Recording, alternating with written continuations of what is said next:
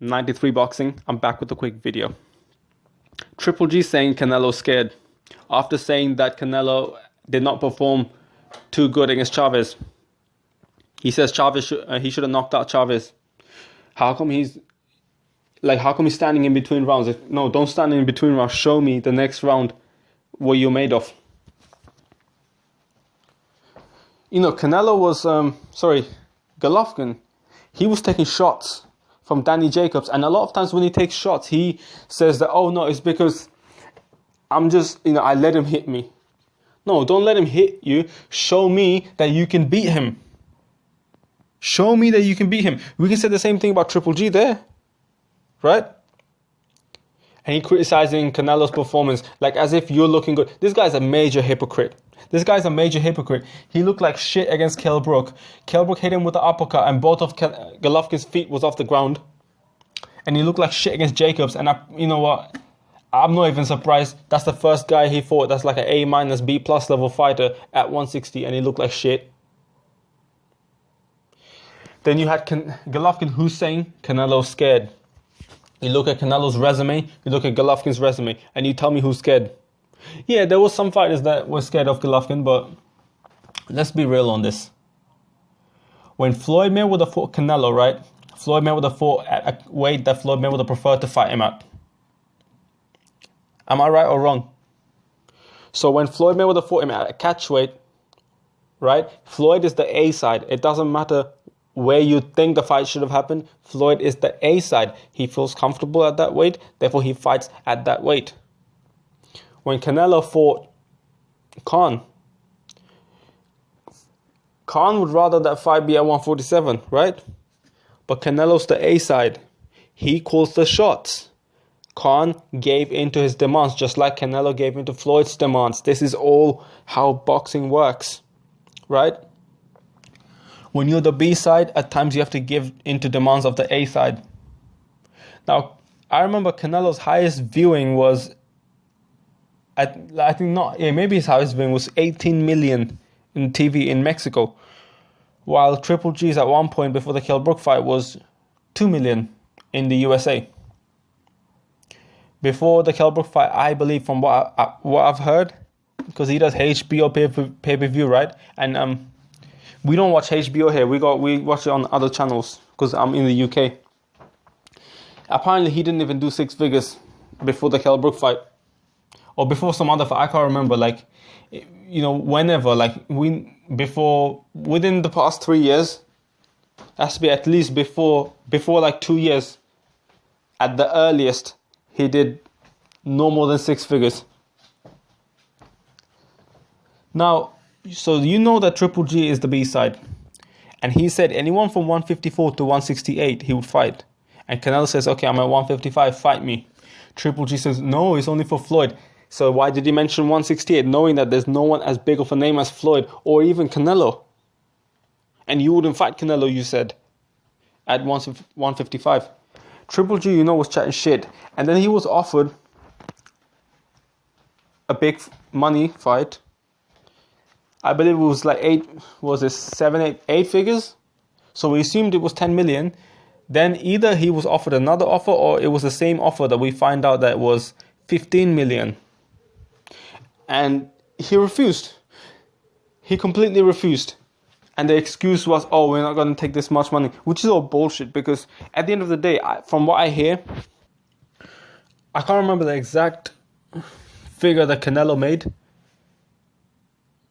but it don't even fucking matter because the guaranteed money that he got was, Floyd Mayweather probably bagged in a lot of money, but he was normally in a lot of these fights, he was guaranteed 32 million. That's a guaranteed check, right? Then he gets on top of the pay-per-view buys and stuff like that. But he got a guarantee of 41 million, or about just over 40 million, I believe. And Canelo got a guarantee of 5 million. Right? Now, 40 and 5, these are only the guaranteed money. Then you think to yourself, okay, Canelo didn't complain. That seems like an awful small amount. And yeah, Floyd is the A side, but Canelo's the A side to Golovkin. Why is Golovkin complaining? Golovkin he doesn't want to give in to anyone's demands. It's just he wants everyone else to give in to his demands. And you know why he don't want to give it to anyone else's demands, knowing that all the other fighters in the world are doing it? Even Kell Brook gave in to his demands at 160. It's because he's scared. He don't want to take a 15 million offer to fight Canelo. He would take a 5 million offer to fight Kell Brook. That's Triple G. That's Triple G right there. And now he's talking about Canelo being scared and shit. No, man, I can't stand this. How Triple G is, the way he's presented to the public. I hope his time is up, man. Really, I can't stand this guy. He's a good fighter. He's entertaining to watch against fighters that he's fighting. I mean, against fighters that he's not, like, against Danny Jacobs, he was an exciting fighter as well, but he's overrated. He has to be one of the biggest hype jobs when it comes to in the ring. This guy he's criticizing people that outdid him. He's saying Canelo's scared, even though Canelo is taking more chances in his career than Triple G. If Triple G was scared, why is he not taking more chances? If Triple G wasn't scared, rather, why wasn't he fighting Andre Ward, giving into his demands a little bit? After all, your resume sucks, right? Make some sort of compromise to get better people on your resume. He was full of shit, man. And you mentioning 154 to 160, you're just chatting shit now. You're just chatting shit. Oh, Canelo's scared. What about you? You don't want to take $15 million. No, of course you wouldn't take $15 million. You full of shit, man. That's why you didn't take it. And then now all of a sudden, see, this guy, as I said, he's always contradicting himself. He's saying Canelo's scared, but then he's the one that seems to be scared. He's saying Canelo didn't look good in his, against Chavez, but Triple G never looks good as soon as he steps up in class and steps up in opponents that have skills. Triple G is not a big name. I mean, not a big name like Canelo. He was criticizing Canelo for fighting Amir Khan. But then he goes out to fight Kell Brook.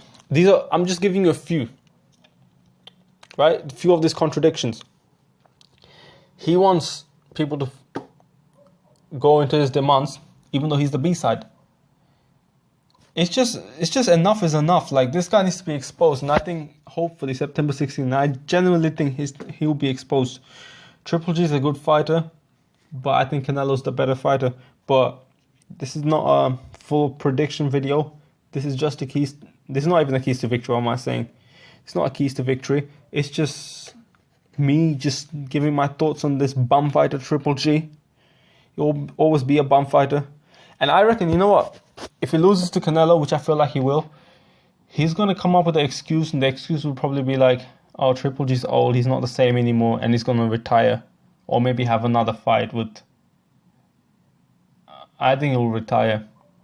Obviously, try to win the fight when he's in the fight. But he'll probably go retire. And he'll probably be too old for everyone. Suddenly. You know. They're going to blame his age as an excuse. Sick and tired of Triple G, man. He's like the Kell Brook of middleweight. Only that Kell Brook is actually a better fighter pound for pound. If Kell Brook was a middleweight, Triple G would have lost. Matter of fact, if Kell Brook didn't even have that fucked up eye, Triple G would have lost. You know, we can say, oh, it's Triple G. See, Triple G broke his eye and got a lot of credit for, oh shit, he was looking like shit, but then he came back and broke the man's face. But then Errol Spence did the same. And it was on the other eye, so it's very hard to make the excuse that, oh, it's because Triple G already damaged it. So, a welterweight was able to do what you did. You ain't shit, man. Triple G ain't shit. He's a bum fighting fraud. He never was. Look, when I saw him fight Willie Monroe Jr., to me, he got exposed. And Willie Monroe Jr. is really a 154 fighter. He doesn't have really that much of a pop. Willie Monroe Jr. was hitting him to the face, right? Uppercuts, right? All kinds of punches. It's just he didn't have the pop, and Triple G's face was flying back. Face was getting hit and shit. And I'm like, oh shit. And then you know what? He doesn't do nothing. You can actually land 2, 3, 4 punch combinations on Triple G before he does shit. He doesn't do shit while you're landing punches. See some fighters here, they throw punches while they're being hit with. Like, I mean, a prime example when I think of that will be like Errol Spence recently. He got hit with a good right. Errol Spence came back with his straight left. Danny Garcia does that a lot. You remember when Danny Garcia got hit with a good shot from Zab Judah, and he came right back with a right hand. I didn't even see the shot from Zab Judah. I only saw it in slow motion. Triple G doesn't do that, and his defense is shocking as well. He doesn't have head movement. He can't move backwards. He can't move apart from just cutting the ring off. That's all he can do. I think his time is up. His hype train is about to end. Loads of hype trains about to end, man. Let me know what you think. 93 Boxing, and I'm out.